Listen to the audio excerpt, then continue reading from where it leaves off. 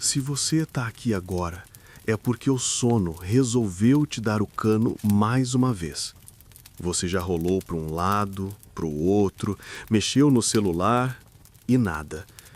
Bom, já que a insônia bateu, eu vou te contar uma história. Mas não qualquer história. Antes, claro, já aproveita e se inscreve no canal, deixa o like, porque se a gente vai atravessar a madrugada juntos, nada mais justo do que você me dar aquela força. Hoje, a gente vai viajar para um dos cenários mais gelados e enigmáticos do planeta. Um lugar onde o silêncio da neve parece esconder segredos e onde uma simples expedição se transformou num dos maiores mistérios do século. Nas montanhas remotas dos Urais, um grupo de jovens partiu em busca de aventura. Mas o que aconteceu depois nunca encontrou uma explicação definitiva.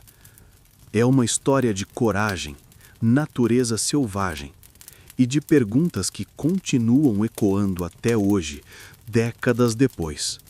O tipo de mistério que deixa a gente pensando antes de dormir, ou talvez sem querer dormir.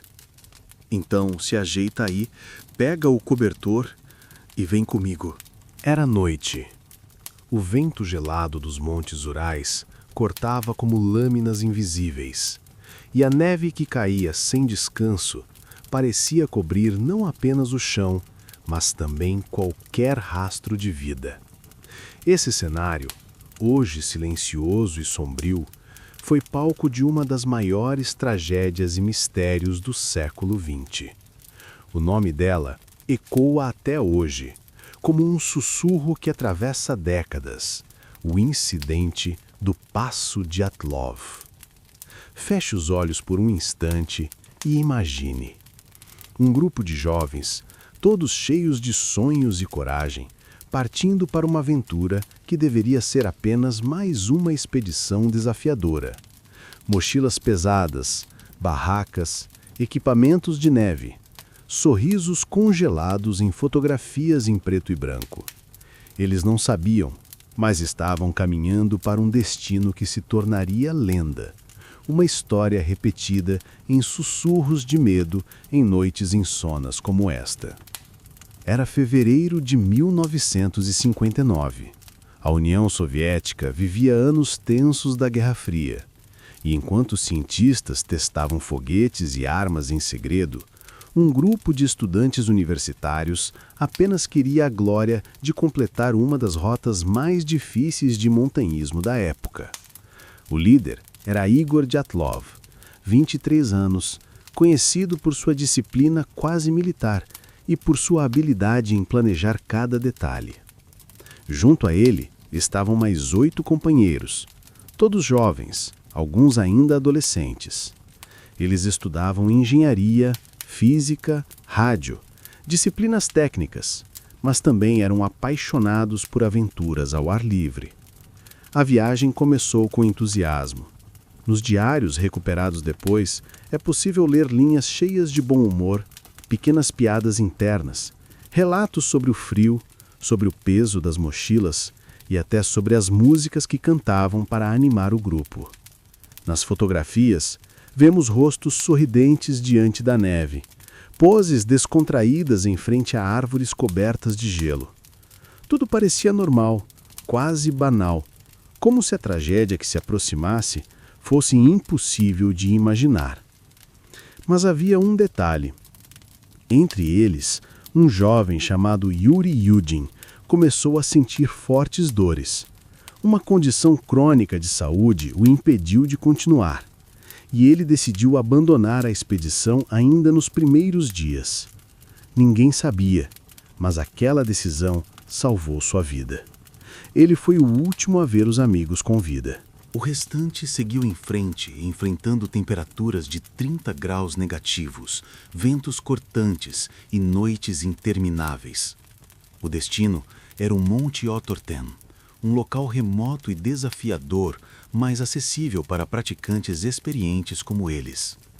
No entanto, algo aconteceu no caminho, algo que até hoje permanece sem explicação. Quando os jovens não retornaram no dia esperado, familiares ficaram preocupados. Autoridades soviéticas, no início, não deram importância. Atrasos eram comuns em expedições tão longas. Mas à medida que os dias passavam, a inquietação crescia. E quando finalmente se organizou uma equipe de busca, formada por voluntários e militares, a cena encontrada foi perturbadora demais para ser esquecida. No dia 26 de fevereiro, a tenda do grupo foi encontrada parcialmente coberta pela neve. Mas não era apenas uma barraca abandonada, era um cenário de terror. O tecido da lona estava rasgado de dentro para fora, como se os ocupantes tivessem tentado escapar em pânico. Dentro dela ainda estavam botas, roupas pesadas, utensílios de cozinha, câmeras fotográficas, até dinheiro. Tudo o que seria necessário para sobreviver naquela região havia sido deixado para trás. E isso não fazia sentido. A neve ao redor estava marcada por pegadas, mas eram pegadas humanas, descalças, algumas apenas de meias. Não havia sinais de luta, nem rastros de outras pessoas, apenas os passos vacilantes dos próprios jovens. Como explicar que em temperaturas tão extremas, alguém saísse da barraca sem roupas adequadas? A alguns metros dali, sob uma grande árvore, os socorristas encontraram os 2 primeiros corpos. Estavam apenas de roupas íntimas, os pés descalços, a pele já azulada pelo frio. Próximo deles, restos de uma fogueira mal feita, como se tivessem tentado se aquecer desesperadamente. A árvore apresentava galhos quebrados, indicando que alguém havia tentado subir, talvez para enxergar a barraca, ou talvez para fugir de algo que os perseguia. Mais adiante, outros 3 corpos foram encontrados, em posições estranhas, como se estivessem tentando voltar para a barraca, mas sucumbiram no caminho. O frio, cruel e silencioso, os vencera. Por semanas, nada mais foi descoberto. Mas em maio, quando a neve começou a derreter, os últimos 4 corpos foram encontrados em uma ravina a quase 2 quilômetros da tenda. E as condições em que estavam trouxeram ainda mais mistério. Um dos rapazes tinha fraturas múltiplas no peito, como se tivesse sofrido um impacto violentíssimo, comparável a um acidente de carro. Outro apresentava o crânio esmagado. Mas não havia marcas externas, cortes, hematomas visíveis. Era como se a força que os atingira viesse de dentro. Uma das moças foi encontrada sem a língua, outra sem os olhos. Os investigadores não conseguiram chegar a uma conclusão. O relatório final, divulgado com cautela pela União Soviética, falava em uma força natural desconhecida como causa da tragédia. Mas o que poderia significar isso? A partir daí, teorias começaram a surgir, cada uma mais perturbadora que a outra. Alguns acreditavam em uma avalanche repentina, mas se fosse isso, por que a barraca estava intacta, apenas rasgada de dentro para fora? E por que os corpos estavam espalhados em diferentes distâncias, como se tivessem fugido em direções variadas? Outros falavam em testes militares secretos. A região era conhecida por abrigar experimentos soviéticos, e algumas testemunhas em vilarejos próximos relataram ver bolas de fogo no céu naquela mesma noite. Seria possível que os jovens tenham sido vítimas de armas químicas ou de explosões secretas? Também houve quem falasse em encontros com seres sobrenaturais. O nome da montanha, Montanha da Morte, já carregava lendas entre os povos indígenas locais. Histórias de espíritos que não permitiam a presença de estranhos. Para alguns, o grupo foi vítima de forças que não pertenciam a este mundo. Seja qual for a verdade, o mistério permanece. Cada detalhe, cada fotografia recuperada, cada linha escrita nos diários aumenta a sensação de inquietação. Agora, imagine você, no silêncio do seu quarto, com a mente inquieta pela insônia. Imagine estar deitado naquela barraca, ouvindo o vento rugir lá fora. Algo desperta você no meio da noite. Um som, uma luz, um pressentimento inexplicável. Você sente que precisa sair, que permanecer ali é perigoso. Não há tempo para calçar as botas, nem para vestir o casaco pesado. Você corta a lona e corre para a neve gelada. O frio queima sua pele como fogo. O coração dispara. E então, no meio da escuridão, você percebe que não há para onde correr. Essa é a sensação que envolve o incidente do Passo Dyatlov. Uma mistura de tragédia e terror inexplicável. Um enigma que desafia a razão. O silêncio que ficou após a descoberta dos corpos era tão pesado quanto a neve que cobria a montanha. Os socorristas, mesmo acostumados a cenários de morte, não conseguiam compreender o que tinham diante dos olhos. E enquanto os corpos eram removidos um a um, os rumores começavam a crescer. O povoado mais próximo sussurrava sobre maldições antigas. Os familiares se desesperavam em busca de respostas.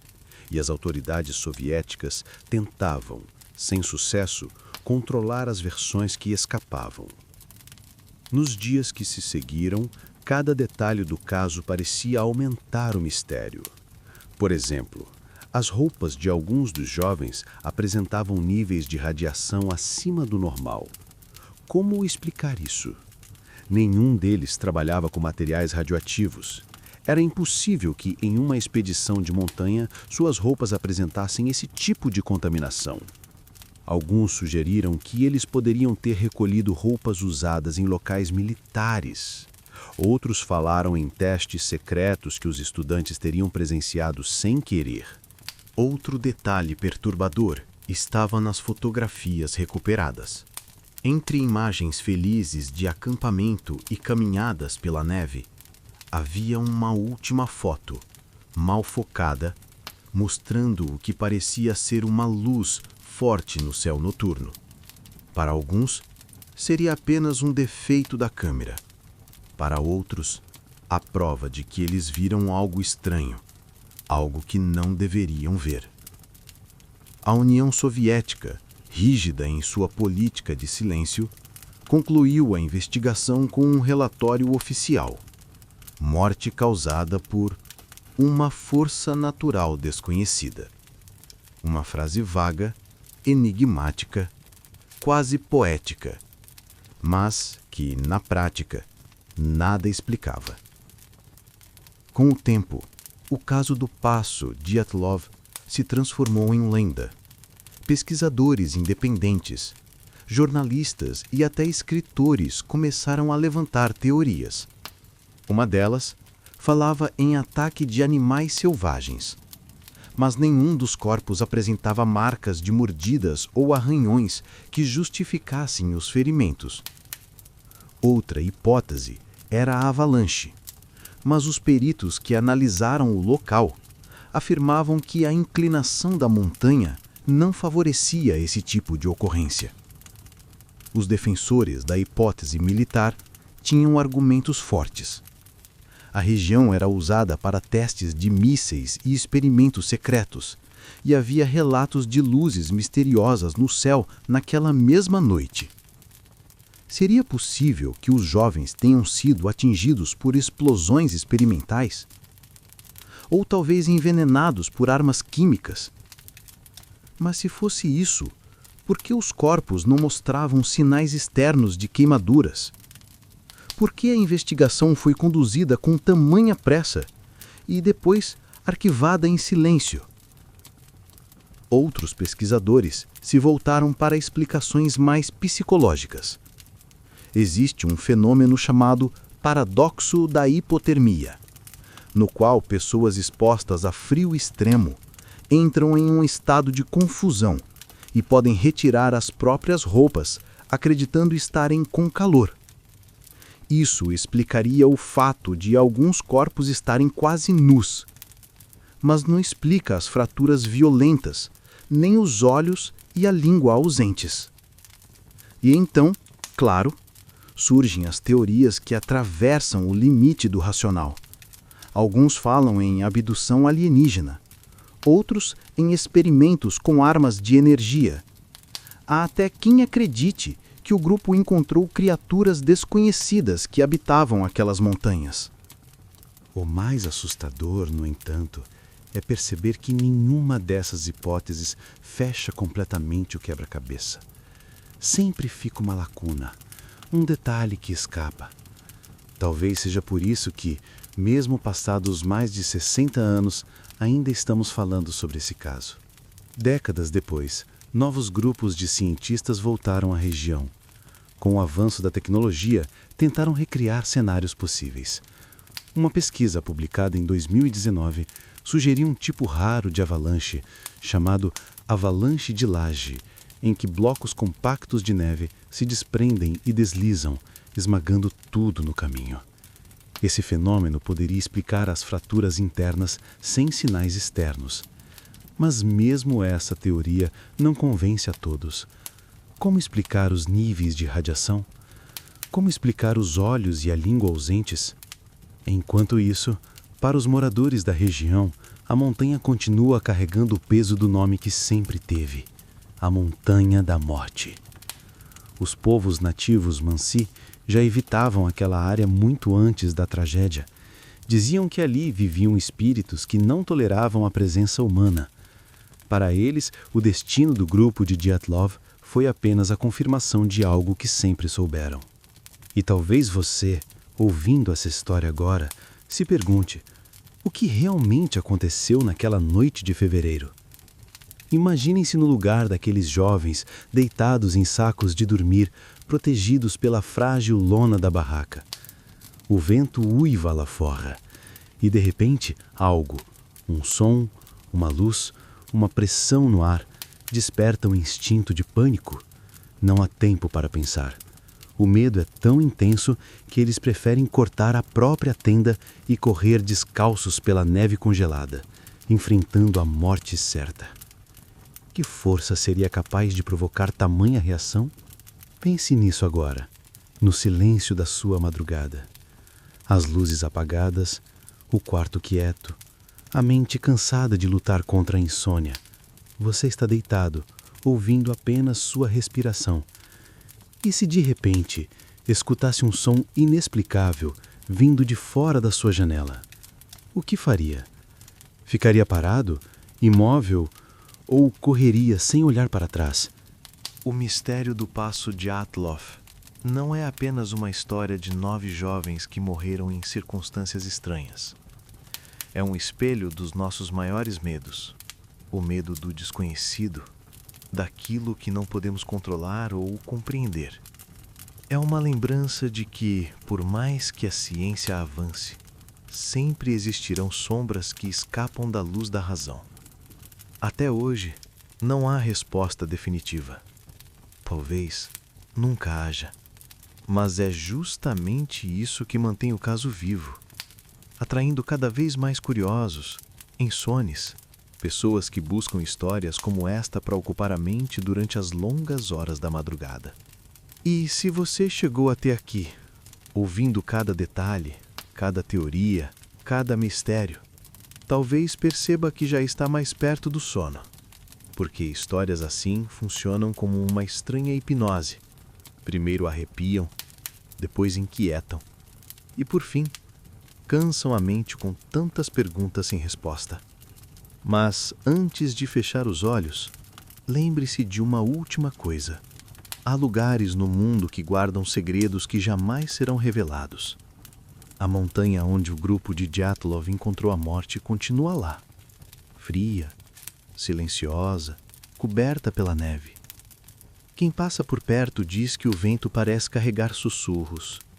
Sussurros de vozes jovens, congeladas no tempo, chamando por socorro.